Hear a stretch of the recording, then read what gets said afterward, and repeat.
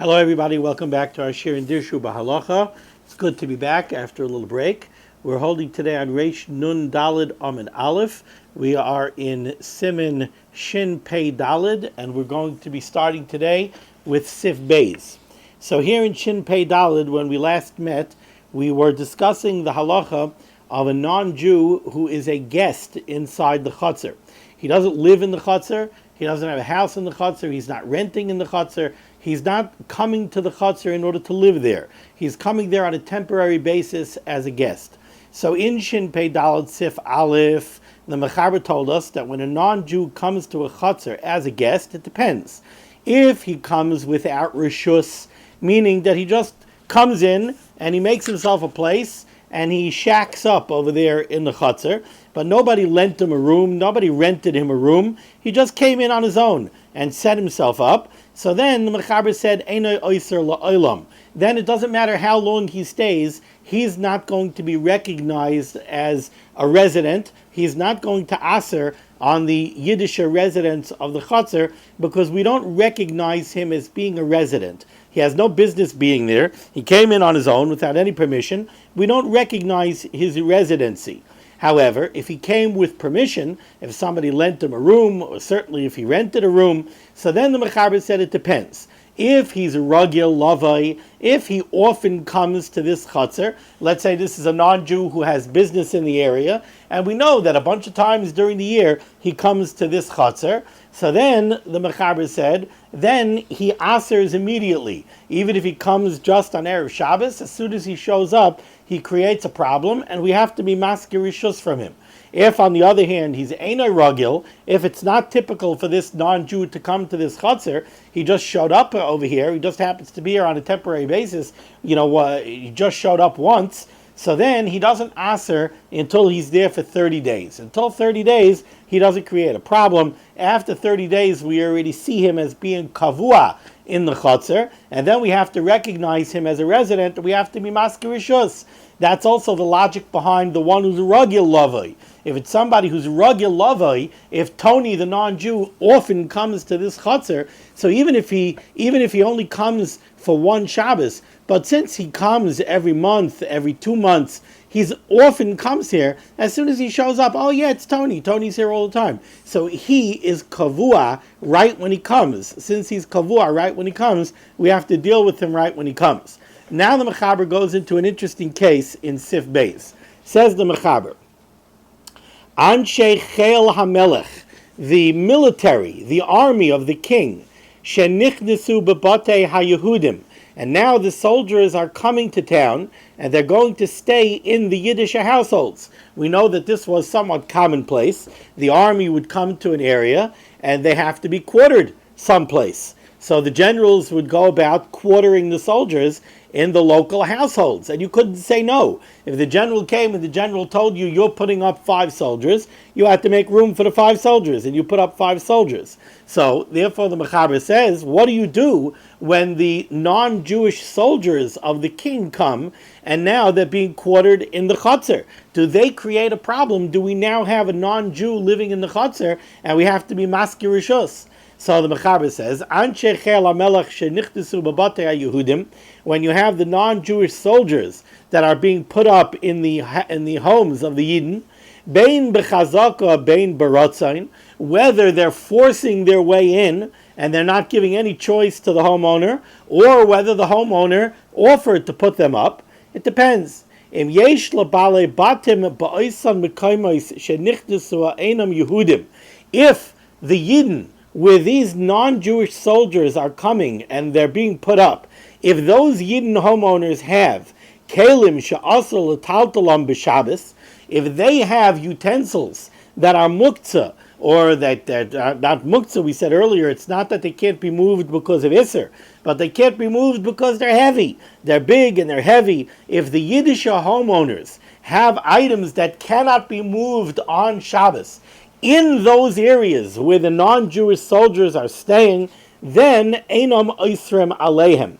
Then the soldiers do not become a problem. And the logic over here is very simple. Basically what the Mechaber is telling us is like this. The Yiddish homeowners are putting up the non-Jewish soldiers.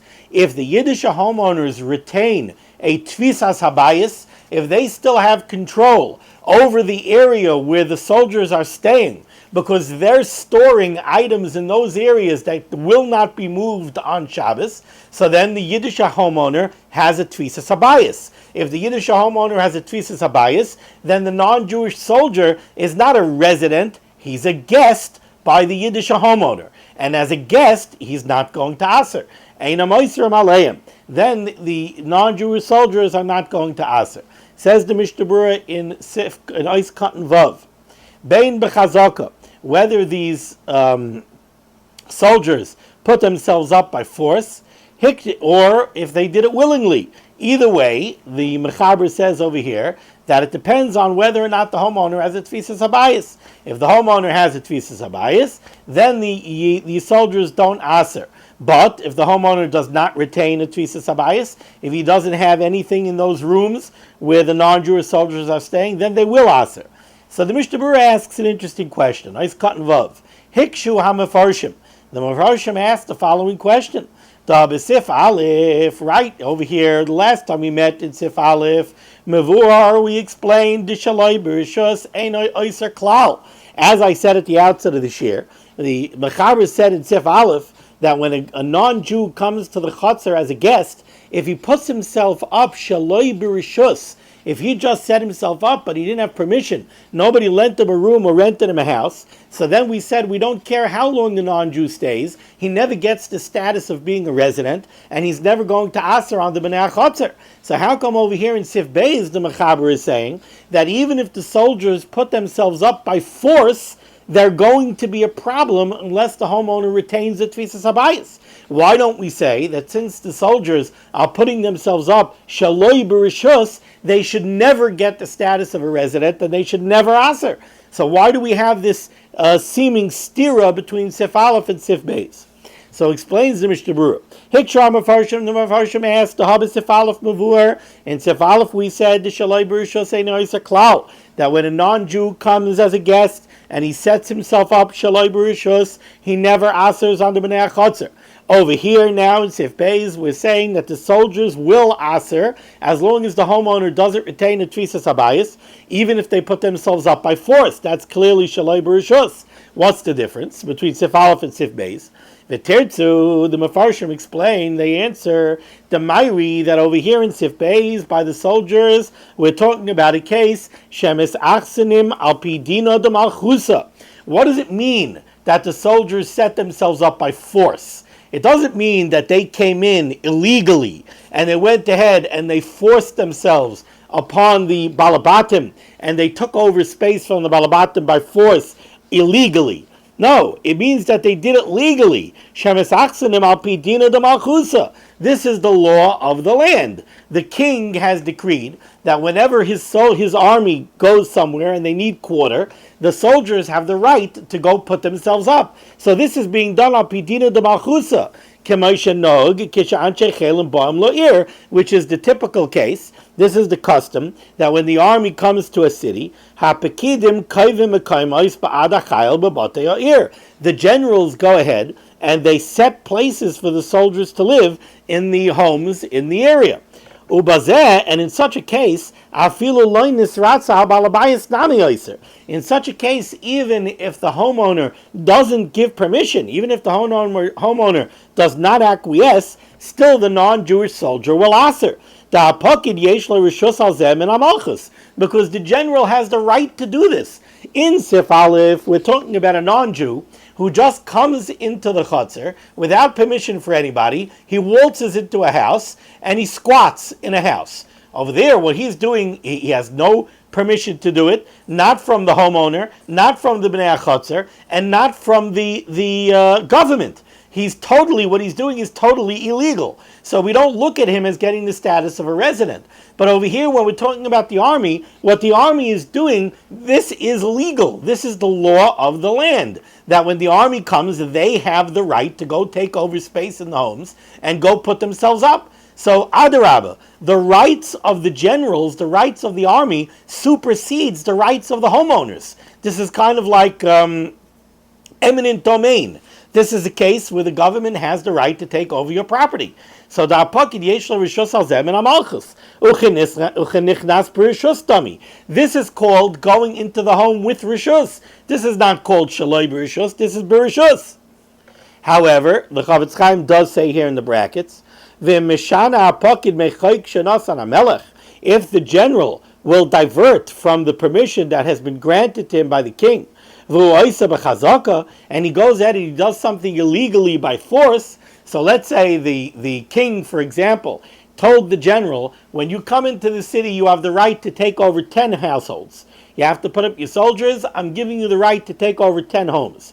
Now this fellow comes in, this general comes in, and he says, I want to put my soldiers up in style. I want to put 2 soldiers per household, so I'm taking over 100 homes in the area. Now the general is the one that's breaking the law. So over here the Chavetz Chaim says, if the general is going to break the law and he's going to exceed his authority, hareyu kishar akum ve'eno yoser, then it falls upon him the law of Seif Aleph, the din of Seif Aleph. Now he's like a guy that's putting himself up shaloi b'rishus. If he puts himself up shaloi b'rishus, he won't aser.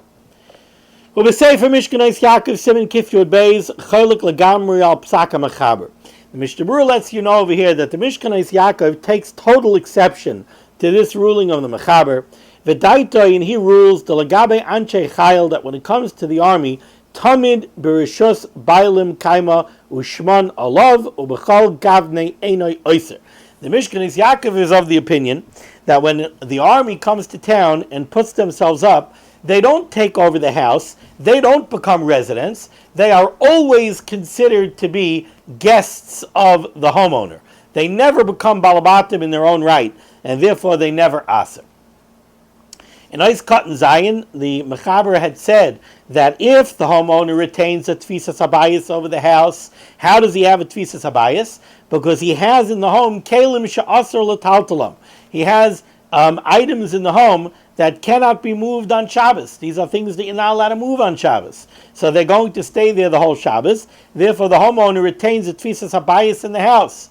Ayin bir halacha. The Chavetz Chaim sends us over here to the bir halacha in Dibur HaMaschil kelim she'asal l'taltalam. The truth is, this is an interesting piece of bir halacha. The Chavetz Chaim is very bothered by an apparent stira, again, between Sif Beis over here and back what we learned in Shin Pei Beis Sif Yud Ches. In Shin Pei Beis Sif Yud Ches, we discussed the case. What happens if you have a non-Jew who owns a home in the Chutzner, and he rents out his home to another non-Jew? Now, we have to be masker rishus over this house in order to be able to make it a successful Eruve Chatzeros in this Chutzner. Who do you have to be masker rishus from? Can you be masker rishus from the owner of the home, the non-Jewish owner of the home, even though he's not living there? You definitely could be masker rishus from the non-Jew who's renting the home. He's renting the home and he's living in the chutzner. So definitely you could be masker rishus from him. But let's say he's a tough guy and you don't want to deal with him. So instead you want to deal with the non-Jewish owner of the home. Now he doesn't even live in the chutzner anymore. He lives in Florida, but he owns the house. So you want to call him up and you want to be masker rishus from him. Can you do that? So back in Shin Pei Beis Sif Yud Ches, we said that it depends. If the non-Jewish homeowner retained a tfisas habayis in the home that he rented out to the other non-Jew, then you could rent it from the non-Jewish homeowner. Now, what does the non-Jewish homeowner have to do in order to retain a tfisas habayis? So back in Shin Pei Beis, we said that all the owner needs to have a tfisas habayis, the words of the Mechaber were, sheyesh loy rishus lahaniach sham shum kelim. As long as the non-Jewish homeowner has permission, as long as he retained the right to keep some items in the home that the other non-Jew is renting from him, that's called that he has a tfisas habayis, and now you could be masker rishus from him instead of being masker rishus from the non-Jew who's renting the house. So, asks the Chavetz Chaim over here in the Bir Halacha, over here in Shin Pei Daled, it looks like we have a stira. In Shin Pei Beis, all you need to have a tfisas habayis is that the non-Jewish homeowner has to have the right to store things in the home that he's renting out to the other non-Jew. Yet over here in Shin Pei Daled we say that in order for the Yiddish homeowner to retain a tfisas habayis in the house that the soldier is staying in, it's not enough for him to have the right to keep something in the house. He actually has to have kalim stored in the house that you're not allowed to move on Shabbos. So over here, you seem to need much more to have a tfisas habayis than you needed in Shin Pei Beis. And therefore asks the Chavetz Chaim here in the Biur Halacha, what's the difference? Let's see the Biur Halacha inside. Dibra Maskil Kalim Shasel Taltalam, Hikshu HaMefarshim, the Mefarshim ask, Bisimin Shin Pei Beis Sif Yud Ches, they ask a steerer from Shin Pei Beis Sif Yud Ches, the Mevur Sham, it's very clear over there, the Chol Sheyesh Lo Rishus La'aniach Shum Keli Gam Kein Sagi, that in order to have a tfisas habayis, all you have to have is permission to store something in the house. And yet over here we're saying that you actually have to have something stored in the house, and it has to be something that you're not allowed to move on Shabbos. The Kosav Eliyah Rabbah, the Eliyah Rabbah answers, the Hasam Shani. Over there in Shin Pei Beis it's different. There's a difference in what we're trying to accomplish in Shin Pei Beis and what we're trying to accomplish over here. What are we trying to accomplish in Shin Pei Beis? In Shin Pei Beis, the problem that we have is we have a home that we have a non-Jew renting and living in, and we have another non-Jew who's an absentee landlord who owns the house. Our problem is that we definitely have to be masker rishus from somebody. Either we have to be masker rishus from the non-Jew who's living in the house, or we have to be masker rishus from the non-Jew who owns the house. We would prefer to deal with the homeowner. Okay, by what right could we deal with the homeowner? He doesn't live here. He's not here. Oh, but we know that there's a halacha by a non-Jew that if you don't want to be masker rishus from the non-Jew, you could be masker rishus from sechira ulekitai, from one of his employees, whether he's a full-time employee, schirai, or lekitai, or if he's a seasonal employee, like a harvester. As long as he's an employee who has rights in the house of his employer, you could go to him and you could be masker rishus from him instead of being masker rishus from his boss. Very good. Based on that, the Mechaber told us in Shin Pei Beis that if you have a non-Jewish absentee landlord, but he has the right to store something in the house that he owns that a different non-Jew is renting, he at least gets the status of schira yulekitai. He's at least as good as the employee of the fellow who's renting the house from him. He has rights in the house because he's storing something. He at least has permission to store something in the house. So he's at least as good as schira yulekitai. And once you're as good as schira yulekitai, we could be masker rishus from you instead of being masker rishus from the fellow who's actually living in the house. That's the halacha in Shin Pei Beis. What are we trying to accomplish over here in Shin Pei Daled? In Shin Pei Daled, we have a totally different problem. In Shin Pei Daled, the king's army came to town.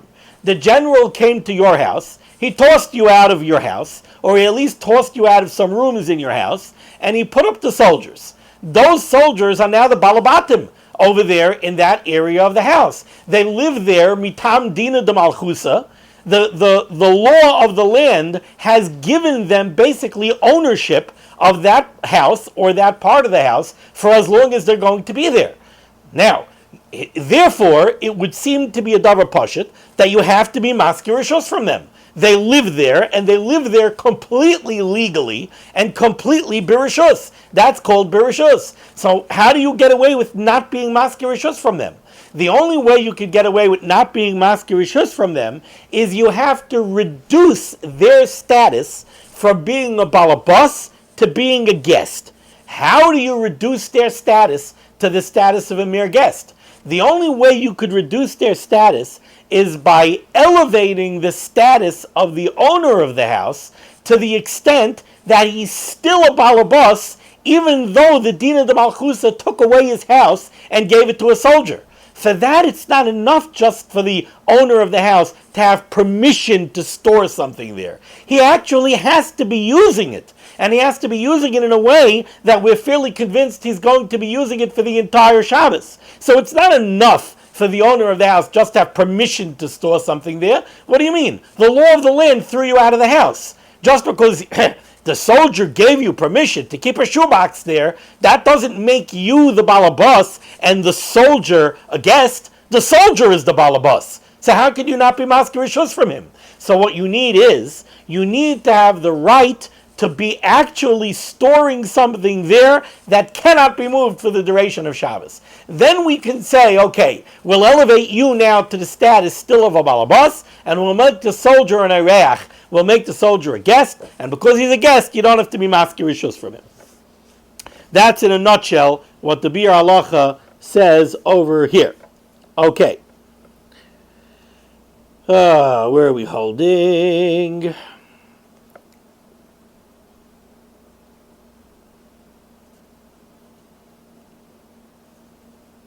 Okay, we just finished the Mishnah Berurah's Katan Zayin. Now we go into the Mishnah Berurah's Katan Ches.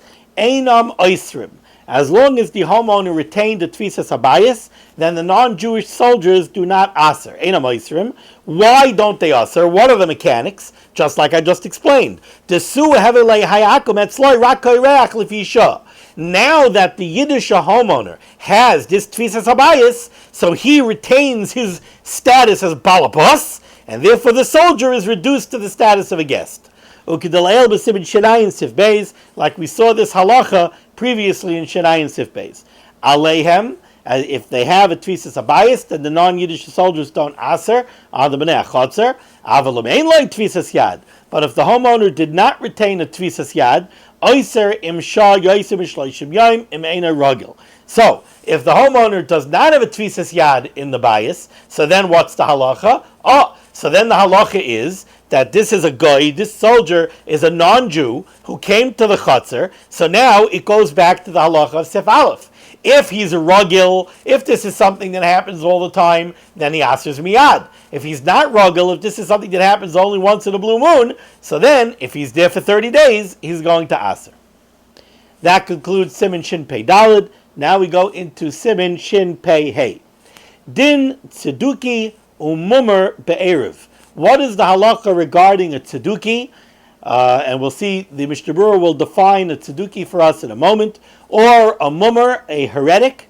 Be'erev, what is the halacha of a tzeduki or a heretic? How do they affect the eruve chatzeros if they live in the chatzer? Ubai dalet seifim, and in this siman we're going to have 4 seifim. Says the Mechaber, tzeduki, a tzeduki, harehu ki Yisrael, he has the din of a regular yid, umevatel rishus. We know that there's a major difference between a yid who lives in the chutzner and a non-Jew who lives in the chutzner. A yid who lives in the chutzner, what he can do, normally a yid could either join the Erev, or if he did not contribute to the Erev, he could be mevatel rishus. He could give away his rights in the chutzner to the other yidden living in the chutzner, and he'll become a guest by them. A non-Jew cannot be mevatel rishus. By a non-Jew, we don't work with bittul rishus. By a non-Jew, we need schirus. Over there, you have to be masker rishus from the non-Jew.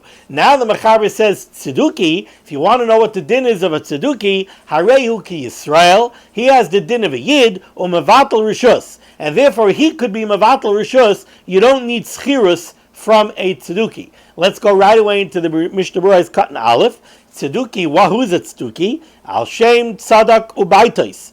The tzedukim were named after Tzadak Ubaitais, who lived in the time of the Mishnah. Vehem Hanoitim La Apikursis. These were a group of people who were heretical. They had a form of apikursis to them.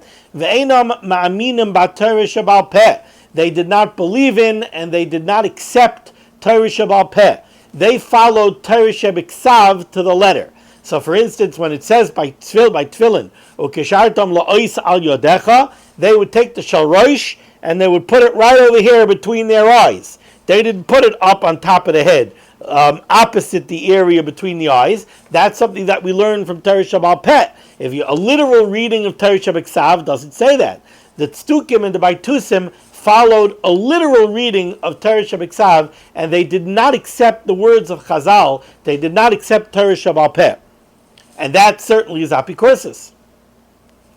Continues the Mishnah Berurah, Afal Pikain, even though these followers of Tzadik Ubaitais, even though they were apikursim, When it comes to this question of a Ruvich Hatzeros, who ki Yisrael, he has a din of a Yid, Shemoyel ki Shemavatal Rishus. And if he'll want to be Mavatal Rishus to the other Bnei HaChatzer, that is effective, and the other Bnei HaChatzer will be able to make an effective Ruvich Hatzeros.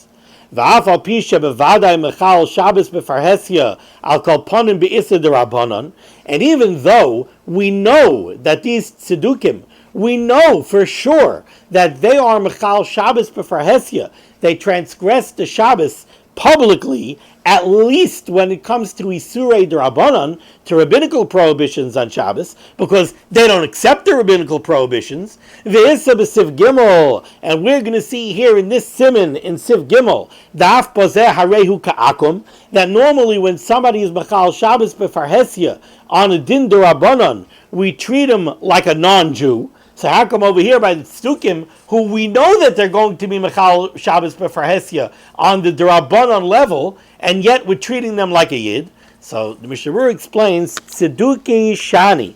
The din of a Tzeduki is different than a din of a normal heretic. Shemuchzek kach mimei avoisav. Because why is the Tzeduki doing this? The Tzeduki is doing this because this is what he learned by his father's knee. This is the chinuch that he got in his house, to live like a Tzeduki. He's not a regular heretic who just came up with some heretical ideas. He's following what he was taught in his father's household and his father before him. Kain Kasev Beis Yosef, this is what the Beis Yosef writes. And the explanation of this, the Beis Yosef says, is that this Tzeduki is not a regular heretic. He is a Tinoik Shenishba. He's somebody who learned this way from when he was a child. So therefore, what he does is the din of an oinus. He's like an onus. He doesn't know what he's doing. It's completely inadvertent. He learned this way from when he was a young child, and it would be very hard for him to learn otherwise. This is what his father taught him from the time he's 4 years old. This is the way he grew up. So he has a din that even if he does something b'mezid, it's considered an oinus, and therefore he really doesn't have the din of a full-fledged heretic. Ken Kasev Beis Yosef. V'das kama paiskim, however, you should know many paiskim hold, sha'af tzeduki kishemachal Shabbos b'farhesia dinoi ka'akum. That even a tzeduki, who's machal Shabbos in this way, he has the din of a non-Jew. V'nafgemina v'chol zeh linin karoim shebizmanenu. This, there would be a nafgemina, which shita you paska like, the more lenient first opinion or the more stringent second opinion that we just quoted here in Mishnah Berurah, this would apply to the sect known as the karoim shebizmanenu, that were in the time of the Chavetz Chaim, shebevadei mechalim Shabbos b'farhesia. We know for sure that these people transgressed the Shabbos publicly, al kalponim b'mili d'Rabbanan, at least when it came to d'Rabbanans. So according to the more lenient first opinion, since they're like a tinik shenishba, since they're karam and they're like a tinik shenishba, so they wouldn't be considered like a non-Jew. But according to the more stringent second opinion, ein yecholim levatl rishos ad sheyiskar mehem, we would have to rule stringently that these people have a din of a non-Jew, and therefore bittul rishos does not work for them, and you couldn't make it effective Ruvich Hatzeros if they live in your chatzer unless you amaski rishos from them. Okay, continues the Mechaber on Reish Nun Daled Amid Aleph, 2 words from the end. Aval Erev Einay Moyel Kaven She'ena Moida Be'erev. However, even though we're saying that the Tzeduki has a din of a Yid, and therefore he could be Mevatel Rishus, but I'll tell you what he cannot do, says the Mechaber. An Erev Einay Moyel Kaven She'ena Moida Be'erev. Let's say you had 19 Yidden living in the Chutzner, and you have, in Unit 20, you have this Yiddish Tzeduki. So we said he could be Mavatal Rishus to the other 19, but he cannot contribute to the Erev. That he can't do. If he contributes to the Erev will not be effective. Why? Because the Mechaber says, Kevin She'ena Moida Be'erev. Since the Tzeduki does not believe in Torah Shabbal Peh, we know that the whole din of Erev is a din d'Rabbanan. So he can't go contribute to an Ruvich Hatzeros that he doesn't believe in. His contribution is worthless. So if he contributes to the Erev is not an Erev. If he doesn't contribute to the Erev, he could go ahead and he could be Mavatal Rishus to the other people. Thought to be part of the Erev, he can't be part of the Erev. Says the Mishnah Berurah in right away here in Sif Beis, Einay Moyel, Ritzaynay Loymar, What the Mechaber means to say is, Afim Nosan Chelik Be'eruv, even if the Tztuki contributes to the Eruv, Ein Amoyel, it's not effective, V'Oiser Aleihen, and this Tzeduki is going to Aser on the other B'nei HaChoser, Ad She'Yevatel Rishus Lehen, until he goes ahead and he's Mevatel Rishus, he gives away his rights to the other Yidden. V'lav Davka Mikat Tztukim, U'Kahai Gavno She'ein Amoyde B'Tar Shabal Peh. For this halacha to be true, we don't have to be talking about a tztuki who totally denies the veracity of Torah Shabal Peh.